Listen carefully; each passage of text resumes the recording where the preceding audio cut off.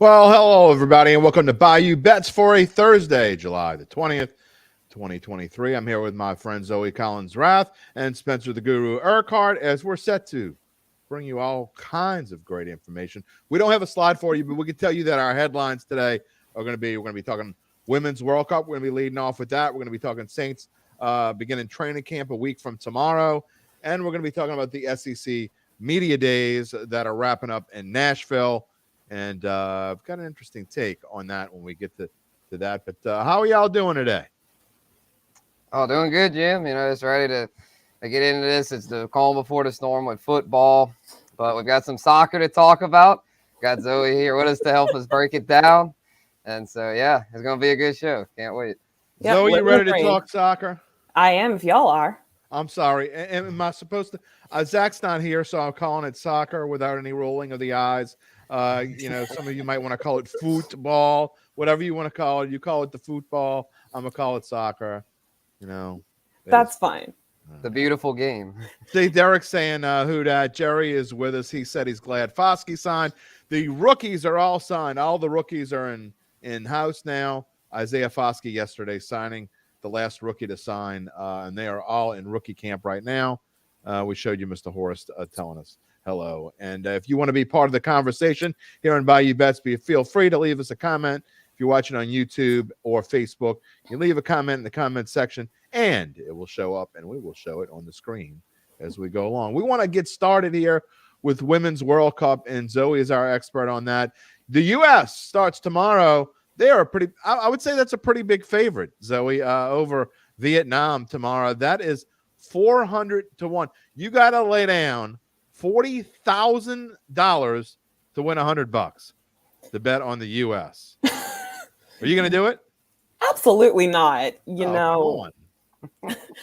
A, I don't have that kind of money, but B, I'm getting flashbacks to the 2019 World Cup. Team USA was still in group stage. They beat Thailand 13-0, which is kind of embarrassing and really sad for a team, especially when you're in the group stage, because it's like, oh, God, we have to play these teams and we're the best team in the world, but we can't not play our best. So unfortunately, we're going to have to run up the score. But it's a great place to be at and to start.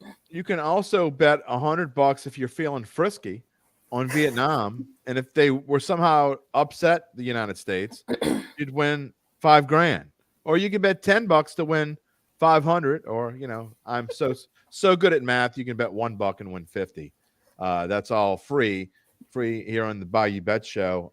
I'm not advising you do any of those things, but we are here to talk about the Women's World Cup. And Zoe, I want to get into their little pod here, their group, and they are paired up with Portugal, the Netherlands, and Vietnam. And as Spencer was telling me before the show, the Netherlands went to the finals in the last one. So, see them at plus 275. They're probably the biggest threat to the United States. Definitely in this group stage, and the top two teams will advance out of their group stage. But the Netherlands between USA and the group stage is going to be a rematch of the 2019 World Cup final. Team USA won, 2-0. But the Netherlands is still going to be a great and consistent team that will just minimize any progress that Team USA will have. They have too many great athletes. Megan Rapinoe, Alex Morgan, Crystal Dunn, and Julie Ertz are back in the World Cup stage, coming back from maternity leave. And the only thing the Netherlands and all of these teams have to do is just minimize any damage Team USA can do. And the Netherlands can definitely do that in their group stage. And how well the USA will do against the Netherlands will kind of dictate how well they will do in bracket play. Spence, your dad has a concern. He said he hopes Zoe knows more about soccer than the other two dummies on the screen. So I sure hope so. That's how I got her on. So about the group stage thing. So if the U.S. doesn't win the group, which I mean, even if they don't, they'll get out. But you said that could be a disadvantage by not getting out of the group, which I'm assuming that would mean they'd have a much tougher draw in the next round. So at that point, would it, as far as the betting odds, would it almost be better to wait, and because U.S. is such a heavy favorite right now, almost be better to wait and hope they don't win the group in hopes of maybe getting them at a better value down the road? I don't think it would hurt to lay down maybe like $5 now, and then maybe put down a little bit more if they're going to have a difficult time in the bracket stage, because you're absolutely right. It's going to be a lot harder. They could be facing teams like Canada, who beat them in the Olympics last year and who is another great team. They could face Germany in the quarterfinals, who is returning 20 of their 23 players, and that took second place in the Euro Cup final.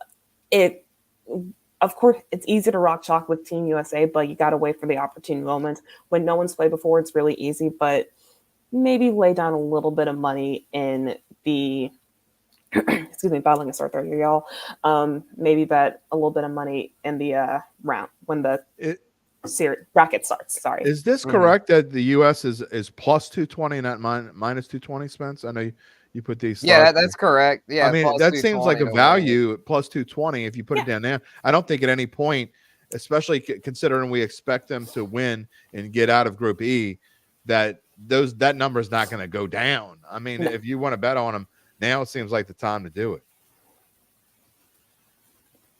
I definitely think so, but my concern is just how much will their odds change if in one-on-one games if they have to face a team like Brazil or any other teams that could also be good value as underdogs.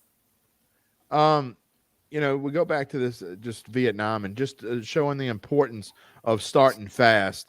You talk about this group. Now, you talked about the four women that a lot of us might know, but about the women we don't know. Is this team? How much have they played together? Is this a team that has built chemistry already? Is it something that we should see them coming hot out of the gate, I guess? I think with the core defenders, forwards, and midfielders that were on this team for the last World Cup go around, we have nothing to worry about. The problem is you can't play those players the entire game. So we're going to see a lot of young players. Alyssa Thompson, the youngest, she's 18 years old. She missed her prom night to play friendly for the U.S. women's national team, which is bonkers to me. And we're seeing a lot of young players. Sophia Smith and Naomi Girma, they were Stanford teammates on the 2019 championship soccer team. It would be really great to see how well they will do early in a game against Vietnam, to see, okay, maybe they can sub them in if they have to play England or Germany, because they don't have the same depth that they used to. And unfortunately, the U.S. women's national team racked up a lot of injuries. So they're down Becky Sauerbrunn, they're down Tobin Heath, they're down Christine Press, Mallory Swanson. She was prepared and ready to go, but unfortunately, she damaged her knee pretty badly in a NWSL game. So the chemistry may not be there, especially with their young players, but it's on the young players to listen and pay attention and go up to experienced players like Crystal Dunn and say, hey, how can I best do my job to make your life easier on the pitch? And that's what they're going to have to do. And you can't force chemistry. And chemistry we all know this, it takes years and years and years to build. There's a reason why there are a lot of late 20-year-olds and 30-year-olds on national teams. They have been building and grooming this team just for this one moment. Right. And then they have to wait for the Olympics or the next World Cup. Well, I was wondering how long it was going to take Zach to chime in here. And all it took was to talk about soccer. And it warms his heart. I will let you know that I'm contractually obligated to talk about soccer, if you believe that or not. No, what are we talking about? It's my idea. I wanted to talk about soccer all day long. If it were up to me, we'd have a 3-hour soccer show today. Honestly, and we can talk about the U.S. women's national team for hours and hours, because like I said during the Men's World Cup, I won't watch soccer, but I'll watch the Women's World Cup because they're far superior than the men, point blank, period. Oh, come on.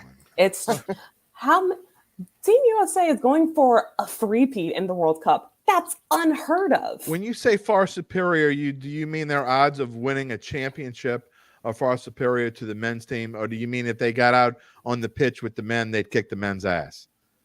I think the game would be a little bit different, maybe some floppage going on. But I think if you put up who on an international stage will bring home a medal or a championship, men or women, obviously the women. I agree with that wholeheartedly. Before we're going to let Spencer close out the segment by asking you a question. But before we do that, Zach wants to know and I'm assuming he means my take and not yours, on whether the U.S. should use a false nine or not. Look, I'm just going to say from watching Ted Lasso, it didn't work for their team. So I'm going to say they should use a true nine. I mean, you don't want to use a false nine. You want to use a true nine. I mean, Spence, you can tell me whether I'm right or not, but wouldn't you go with the true nine? I don't know. That false nine sounds pretty intriguing. Zoe? Liz, you know what? I'm kind of with Zach. I don't necessarily like the idea because the main intention is to get the ball away from the opposition center backs, and in doing so to draw players out of position and disrupt the defense. I mean, they got to reserve as many legs as they can, and I think that's probably the best option to do it, especially if you're trying to disrupt defenses and have easier time scoring goals. Speaking of contractually obligated, we're contractually obligated to speak English on the show, and I didn't understand one thing you just said. Spence, we're going to let you wrap up this segment right here with the final question for Zoe as we move on to the Saints after this World Cup segment here.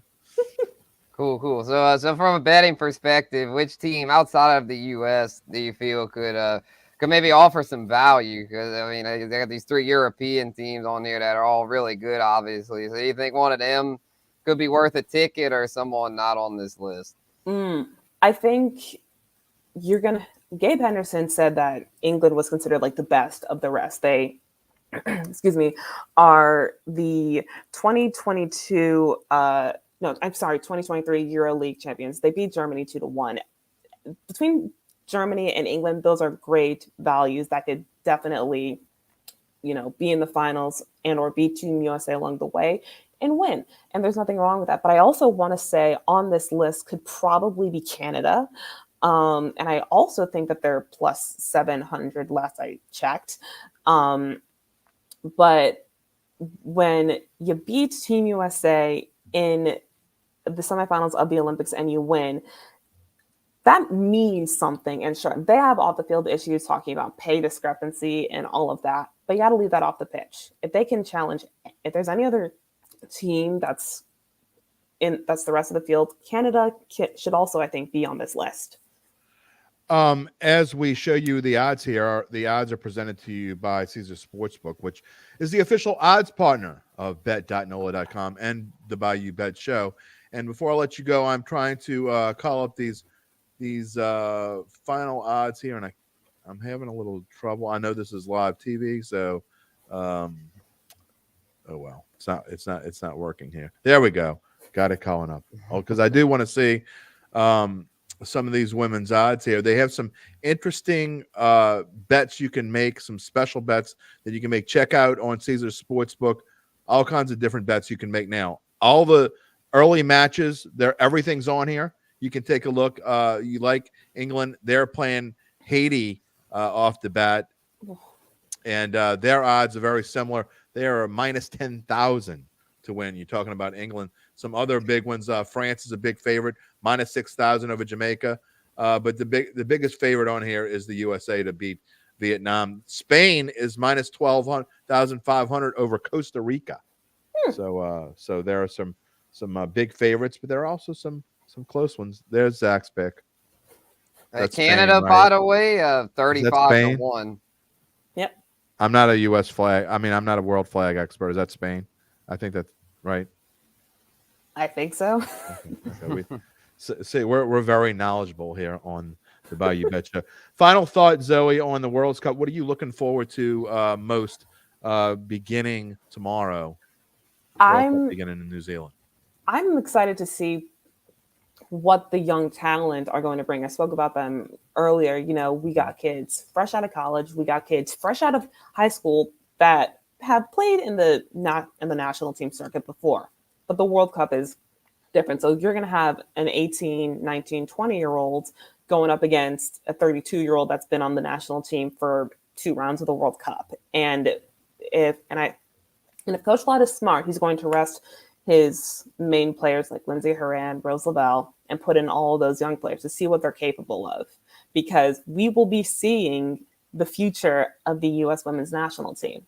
And if they can get that easy footing in that experience, then I think the legacy of the U.S. women's national team are in good hands. We are very good at soccer, and there's nothing wrong with, resting legs early, because you're going to need them later.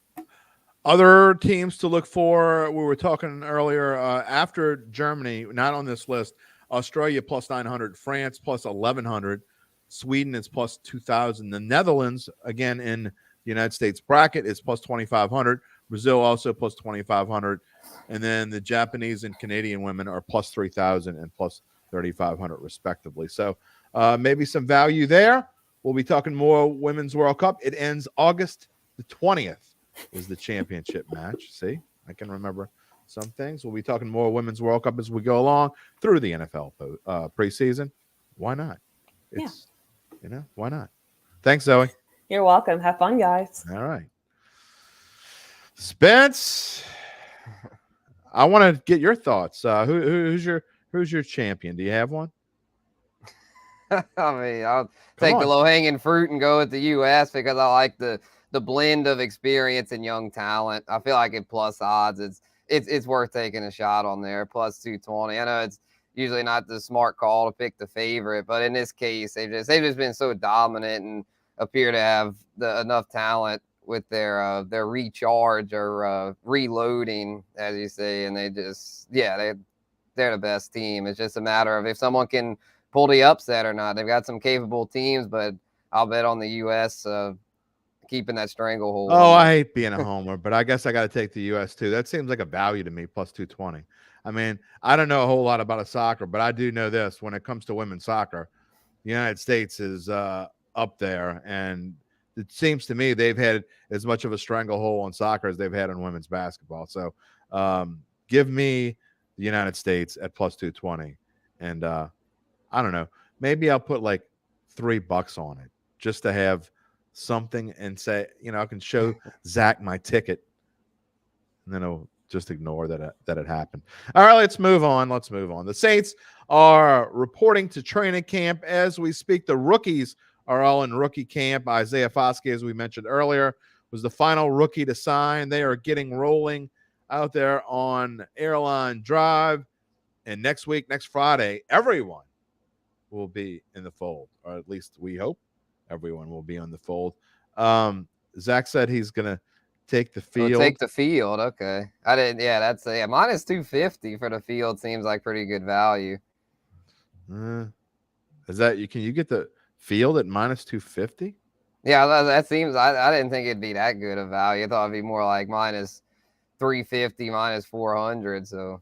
Yeah, I mean, I think he's just saying because the U.S. is plus 250, he can take the. I don't know. Yeah, right, next show we'll go over that next. Exactly, I'm totally confused. That's very easy to do these days. All right, talking about the Saints as we go into training camp. And Jerry says he's happy we're talking about football. He's got his little fleur-de-lis there. I know he's been waiting for this moment. Saints to win the Super Bowl, still hanging around plus 3,500. We began our NFL previews, our over-under totals, all my predictions. I am working on Adam Chernoff to come back this year. He is moved up in the world, okay? He is a big-wig analyst. He knows what he's talking about. I'm working on getting him back to see. The way we did it last year was I made my presentation, and I told you whether I like the over or under for each specific team. And then he came on and tell me whether I was right or wrong. We jived quite a bit, and for the second straight year, I was over 500. Did pretty well with my over-unders last year. We're going to see if we can do it again. We're going to start off with the AFC South. That is going to come on Tuesday with the Houston Texans. We're going to go team by team, Tuesday through Friday each week. I think one of the weeks, because there's only 7 weeks until season starts, so one of the weeks, I think the last week in August, we're going to do 2 divisions at a time. So we're going to do 2 teams a day on Tuesday through Friday, that last week in August, until we get to the NFC South, which is the final week. I think the Saints will be on September the 8th, if I remember correctly. There, that Friday before the season starts. All right, how How are you feeling about the Saints as we go into training camp? Everybody looking like they're, for the most part, healthy going into camp. We expect Michael Thomas to be there. Alvin Kamara, we're still waiting on a suspension, but he should be there in camp. Kendre Miller spent a lot of time on the sidelines, but he should be there. Even Trevor Penning, I think, should be ready. Spencer, how do you feel about these Saints as we're going into camp next week? Cautiously optimistic. I feel like they've got the pieces that contend and are the rightful favorites to win the division. But there's still a lot of kinks to iron out, and also the chemistry. As Zoe talked about chemistry with the U.S. women's team, the Saints have some chemistry that they're going to have to iron out on offense with Derek Carr, of course, getting used to the system and working with the new weapons, working with Pete Carmichael. Will Pete Carmichael and Derek Carr be a good match? We better hope so, because the Saints offense doesn't take a step forward, it's going to be a long season, as we saw last year. No matter how good the defense is, if you're not scoring consistently in this quarterback-driven league, most Sundays are going to be rough. So we'll see how it goes. Looking pretty promising, though. Looking like everyone's healthy. So, well, your dad says he feels the biggest question mark, and I agree with him. Inside in the trenches, the only thing I would add there, I think the number one concern that to me, those are the number two concerns, and really more specifically, I think offensive line is a real pause for concern. Pause, cause, whatever you want to say. I think either one. I'm going to pause, and it's a cause. So however you want to look at it. See, I'm rhyming already. I'm worried about the running back, Spence. I know Jamal Williams is here and Kendre Miller, and we don't know what's going to happen with Kamara, but I keep bringing this up because I think it's going understated. I think that if Alvin Kamara gets suspended, I think the minimum is 6 games. I really do. I mean, I think it could be as many as 8 or 10 with a chance to have it appealed and dropped a couple games. And I know you think it's going to be a little bit lesser than that because I watched your show with Zach last week. But we just, until we find out, it's going to be hanging over this team's head how long he's going to be gone. And to me, if Jamal Williams doesn't come in and the rookie doesn't come in and play well right away, I don't think there's nearly enough depth there. The thing with the running back position, which I'll get to in my rant, is just kind of how it's like, it's a short-term position in that you can, it's pretty replaceable to where I feel like, though, last year they didn't do a good job of addressing it because you gotta have depth. Like you said, last year all they had was Mark Ingram pretty much behind Kamara, where I feel like with Jamal and Kendre Miller, between the two of them, they should be able to shoulder the workload until Kamara comes back. And then when Kamara does come back, I think the running game's a strength at that point, paired with the receivers, Olave, Thomas, and Shaheed. It's just the O-line, though, definitely is a question mark. But I feel like if Trevor Penning is healthy, then that'll help shore up that left side to where really the only weak link is I always pick on him, Andres Pete. I just don't trust him there at left guard. I feel like he's been kind of a liability for years now. The right side looks pretty sound. Hopefully Cesar Ruiz can keep improving. So the O-line got to step up because the O-line's not doing well, and that's going to trickle down to the running game and the passing game, the whole offense. I mean, you got to have a good foundation up front. Jim Derry here along with Spencer the Guru Urquhart on this Thursday on Bayou Bets. I was doing some things earlier, and I forgot to put the credit lines back in there, and I can't figure out how to get them back on. So maybe, Zoe, if you can figure out how to do that in the background, great. If not, I'm Jim. He's Spencer. There you go. That's all you really need to know. Look, I think that this is the Saints are going to have to avoid injuries. That's something they haven't done over the past 2 seasons. They have had major injury concerns 2 seasons in a row now. Obviously, Sean Payton was able to get through it and somehow go 9-8, just missed the playoffs, really. That went to that last week. They were able to beat Atlanta, but they got nudged out for that final playoff spot. And then last year, if they hold on to that 16-3 lead against Tampa Bay, they win the NFC South, and they're in the playoffs last year. But they couldn't do that. So, but a lot of it had to do with injuries, and a lot of it were injuries in the trenches, and they're going to have to avoid that this year. We have no idea what to expect from this offensive line. I think they could be really good, or I think they could be really bad. And I know that's going out on a limb, but I just don't think we know what the hell we're going to get. Yeah, it's kind of shaky. It's definitely kind of shaky. The other position group that I'm a little concerned about is the secondary, specifically the safeties, because I feel like between Honey Badger and Marcus May, they both got a lot of miles on them, getting older.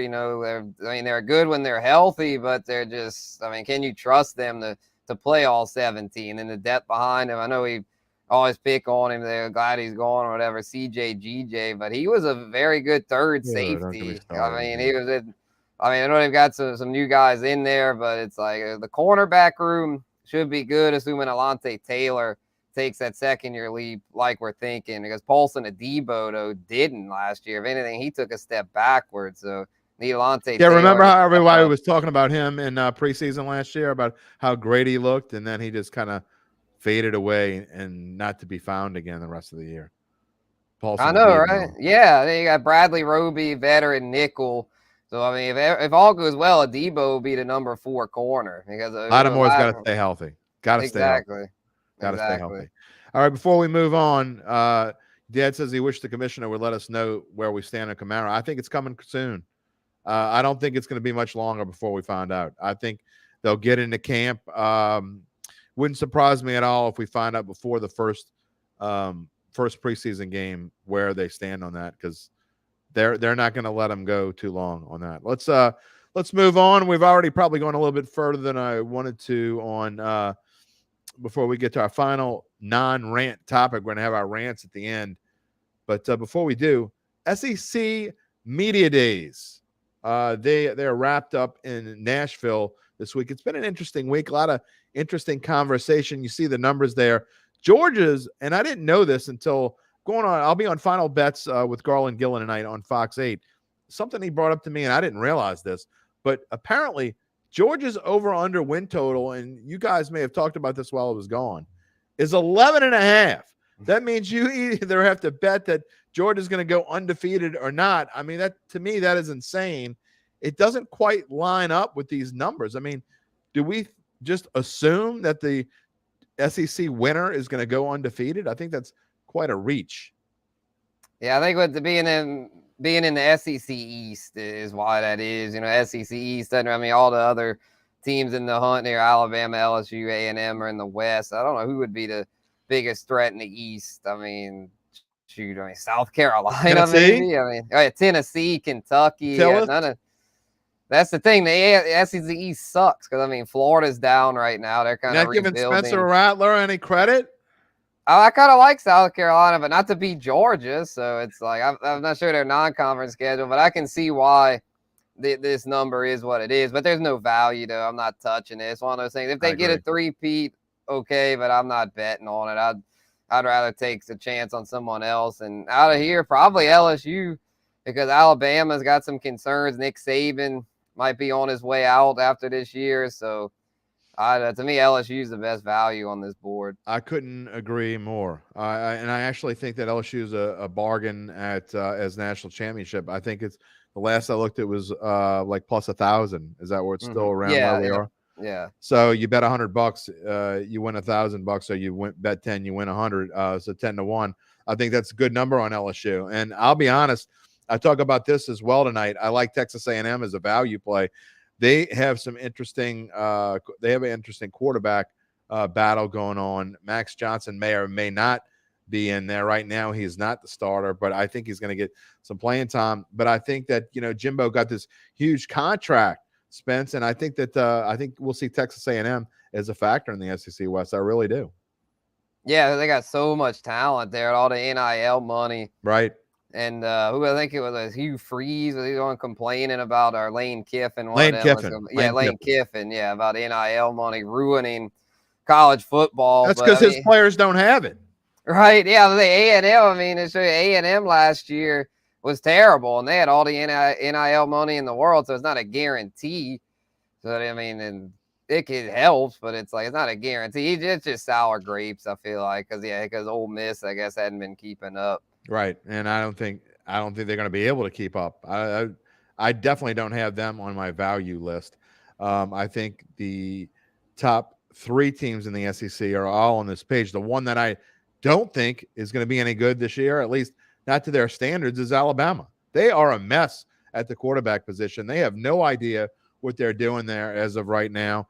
And I said it a few weeks ago on the final bet before I went on vacation that I thought that this was going to be Nick Saban's last year, and Garland Gillen went crazy. And since then, we've had some well-known columnists say kind of the same thing. So I just think that this is going to be a mess. I think Alabama is a 7 or 8 win type, having a 7 or 8 win season this year. Their over-under wins is 10 and a 7 half. or 8. I love their under. Wow, 7 or 8. Dang. That is my number one bet in the SEC. Betting the Alabama under 10 and a half wins. I just don't think they're going to be. Don't get me wrong. I still think they're going to be good, but they're not going to be Alabama good. What we've been used to. I mean, I think they're still in the running for like a Sugar Bowl or a Major Bowl, but I don't think they're going to be in the running for a playoff at all. I just don't. So we'll see if I'm right or not. But I really like LSU in the West. I think it's another year of LSU and Georgia in the SEC championship game. Yeah, that's what I'm thinking too. Jaden Daniels they're trending up at the right time, and the defense is sound. So yeah, I think there's value there, because I feel like if you bet on Alabama, you're betting on Nick Saban. You're just betting on Nick Saban in hopes that they figure it out, because they still haven't yet. Like, especially a quarterback, which he normally does, but if this is his last year, it's like he might just be. Is he going to be? Well, I'm sure he's not always all in, but is the game it's kind of like the Bill Belichick thing? Is it like you can only be at the top of your game for so long? Are these guys, as great as they are, kind of starting to slip a little bit? I don't disagree with that at all, and it's going to be interesting. And that LSU Texas A&M game, the finale of the regular season, could be a really, really big game, a lot bigger than it was last year. And if that's the case, LSU better hope they play better than they played in that game last year, because they kind of laid an egg, kind of the downer after Alabama, and it wasn't right after the Alabama victory, but I think it was 2-3 weeks after, and they just didn't play very well. They better figure out how to put it all together for 12 weeks, and they better do it right off the bat, because they open up with Florida State, and to me, the winner of that game is in a great spot to make a run for the playoffs, because I mean, it may come down to the winner of that game getting in or getting out. All right, let's move on our rants as we close out the show. We're going to start off with Spencer today, and he's talking about running backs getting paid, and he's not talking about NIL. He's talking about the NFL. Definitely, yeah. To me, there's really only one solution to this, and that's for positions like running backs that don't last as long, they've got to, for the next CBA, got to negotiate a clause to where running backs don't have to do 4-year contracts, where they could sign shorter term contracts and hit free agency, unrestricted free agency, that is, at a younger age. The owners aren't going to go for that at first, but I'm sure there's ways they could bargain and negotiate to try to help out guys at these positions. Like, mainly running back. Running back's the main position affected by this, because you notice this year with the franchise tag, not many players got franchise tag, but a lot of running backs did. And that's because we're quarterbacks and receivers, teams tend to just bite the bullet and extend them out, because they figure they're going to last 5-10 years. But running backs, they know most running backs don't make it to 10 years. So they just keep hitting them with these 1-year deals, short-term deals, very little guaranteed money. So to me, there's only one solution. They've got to hit free agency sooner, because if the way this is going, and I mean, they're kind of just, or switch to slot receiver. It could just be a different position. But the running back position is not going away. It's good. The way the game is, it's still an important position, but it's a very replaceable position. So for those guys that are just the pure runners, then you're just going to have to hope that in the next CBA you can get shorter rookie contracts, and you might not get quite as much up front, but you'll definitely have a better chance of getting the big bag in year 3 or year 4. I think that your theory is a good one in concept. However, I don't think that legally it would be able to pass the muster. And what I'm saying is by that is you can't.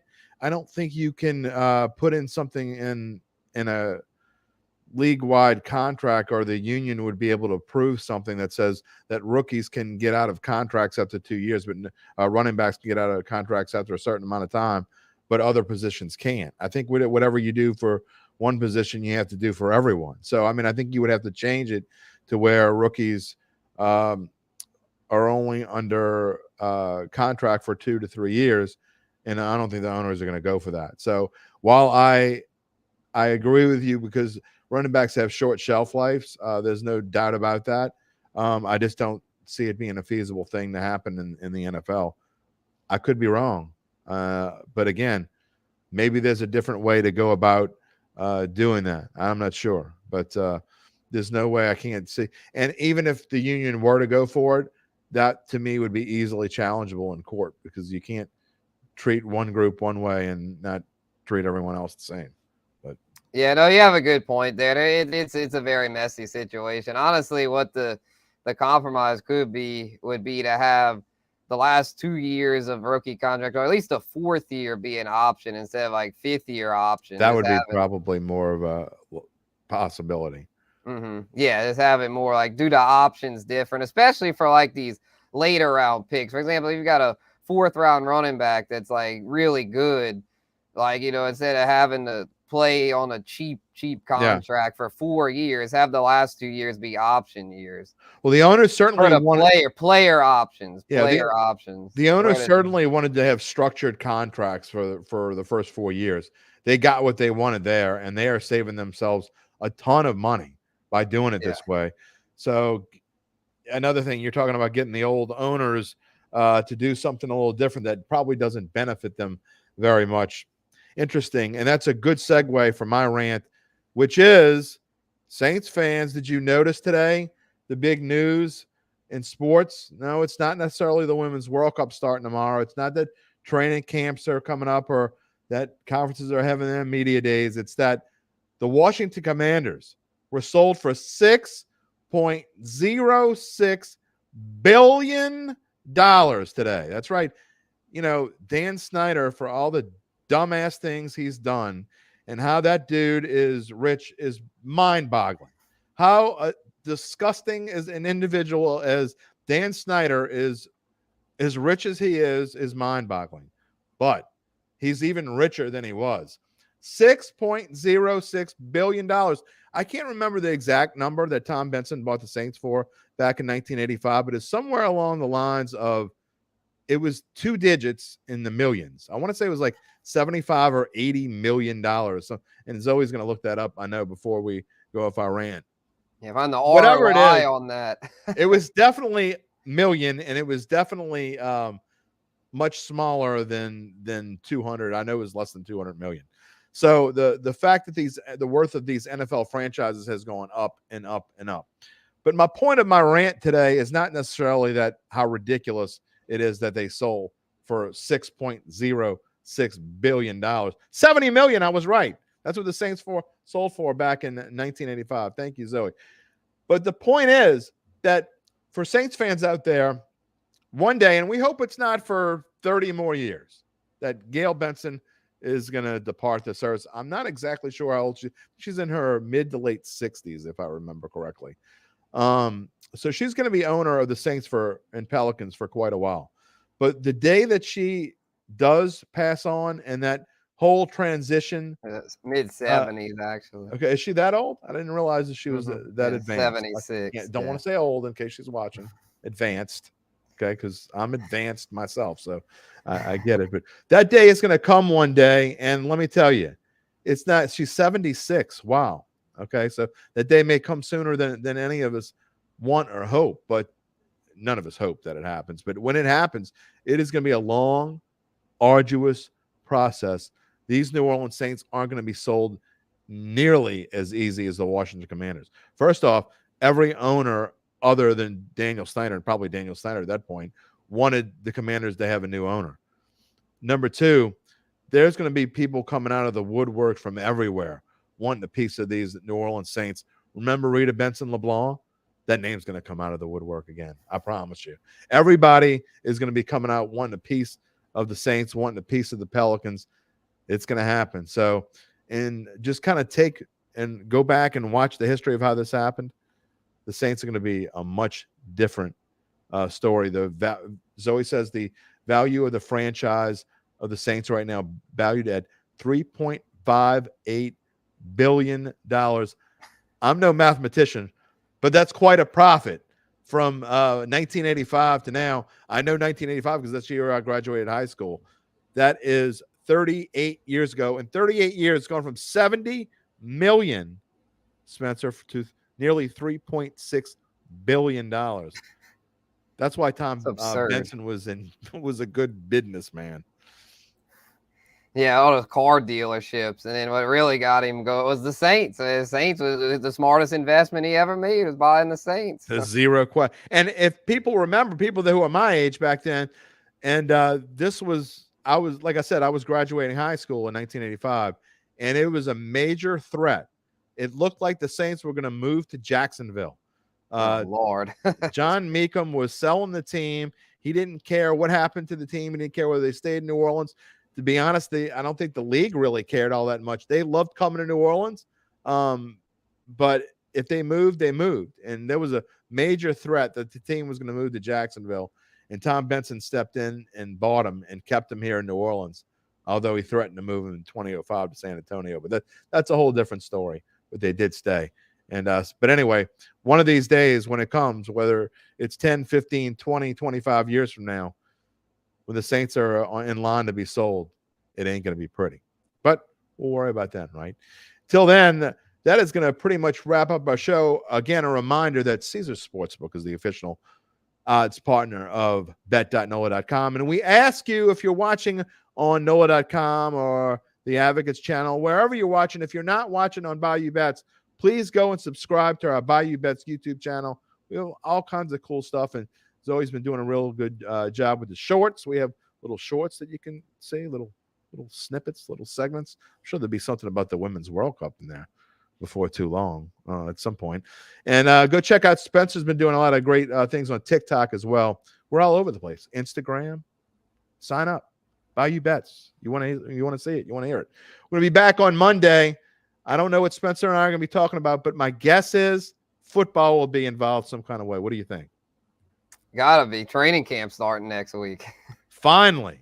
And again, Datitude taking tomorrow off, but next week it is going to be 4 days a week, Tuesday through Friday. Jerry, we thank you for being a part of this show. Tuesday through Friday next week, as we get into our NFL previews, starting with the AFC South and the Houston Texans. Until Monday, we'll talk to you then. Thanks for joining us on Bayou Bets. Peace and love, my friends.